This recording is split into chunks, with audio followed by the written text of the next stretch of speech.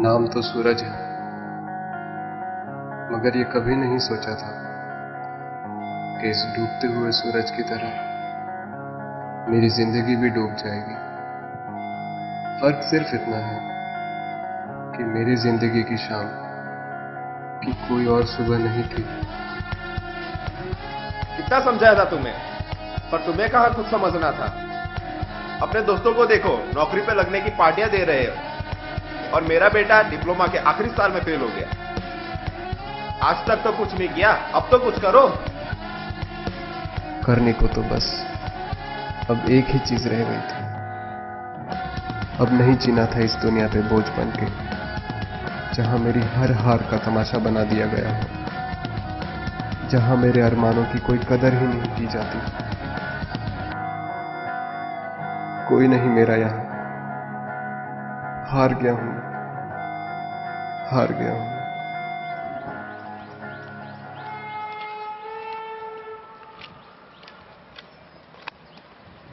कौन हो तुम? मैं राज, नाम तो सुना ही होगा। चले जाओ यहाँ से। अरे भाई क्या प्रेशर है, यहाँ पर लोग सिर्फ दो प्रेशर से आते हैं। एक तो लाइफ का प्रेशर, और एक वो जो पीछे दीवार पे निकालते हैं वो वाला प्रेशर। तुम्हारा कौन सा प्रेशर है? तुम्हारा कौन सा प्रेशर है भाई? सीधे सीधे बोल क्यों नहीं देते? आत्महत्या करने आए हो? करने आया हूं आत्महत्या। क्या वजह रह गई मेरे जीने की? जो दोस्त मुझे मेरे बर्थडे पे भी विश नहीं किया करते थे, आज वो मेरा रिजल्ट पूछ रहे। सालों को पता है मैं फेल हो गया, फिर भी माँ बाप को ऐसे ही भूल गए तुम? उन्हें तो कोई परवाह ही नहीं है मेरी। वाह वाह, क्या लॉजिक है तुम्हारा। रात रात भर वो तुम्हारे लिए जगे हैं, तुम्हें सुलाने के लिए। उन्होंने तुम्हारी कॉलेज की फीस भरने के लिए अपने कितने सारे लोन लिए हैं, उन सबको भूल गए तुम। क्या लॉजिक है तुम्हारा। जरा उन लोगों के बारे में सोचो जिनके बच्चे उनसे ढेर सारी उम्मीदें लगाए बैठे रहते हैं, फिर भी उनके पास उन बच्चों को देने के लिए सिवाय दिलासे के और कुछ नहीं होता। बात तो सही कह रहा था, लेकिन अब और सहा नहीं जा रहा था। क्या करूं, क्या ना करूं, कुछ समझ में ही नहीं आ रहा था।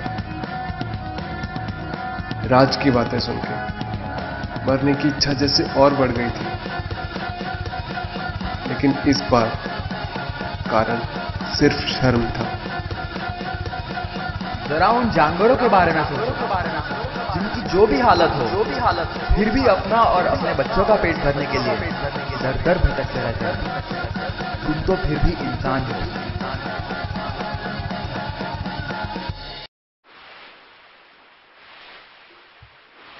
और फिर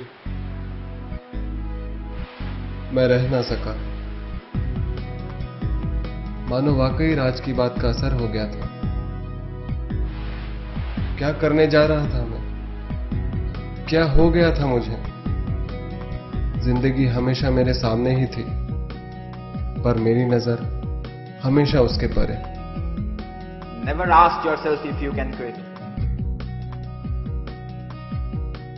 अब तो बस दोनों हाथ से जिंदगी को थामना ही बाकी था।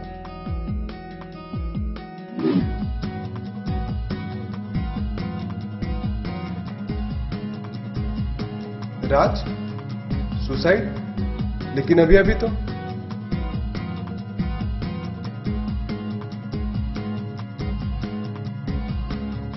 बहुत ढूंढा उसे, लेकिन कहीं नहीं दिखा। शायद वो इसीलिए आया था कि भगवान नहीं चाहते थे कि एक और राज की फोटो अगले दिन अखबार में छपे।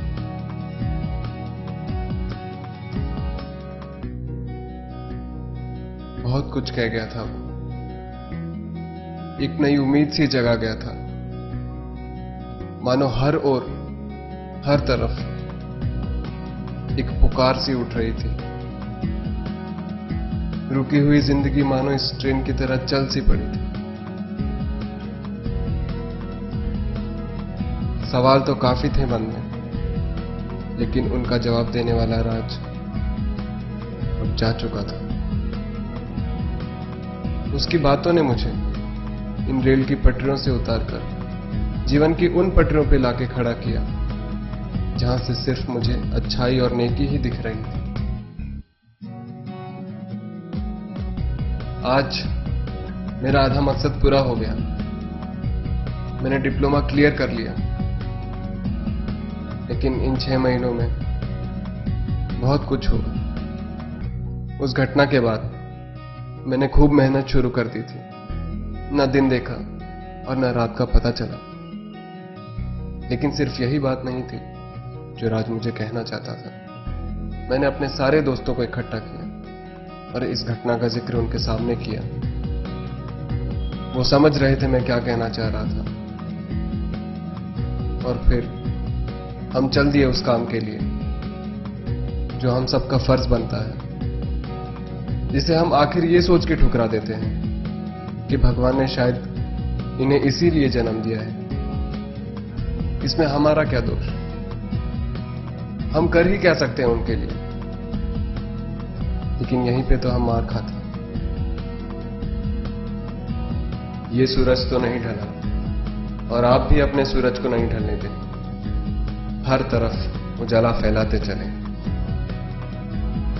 Never ask yourself if you can quit.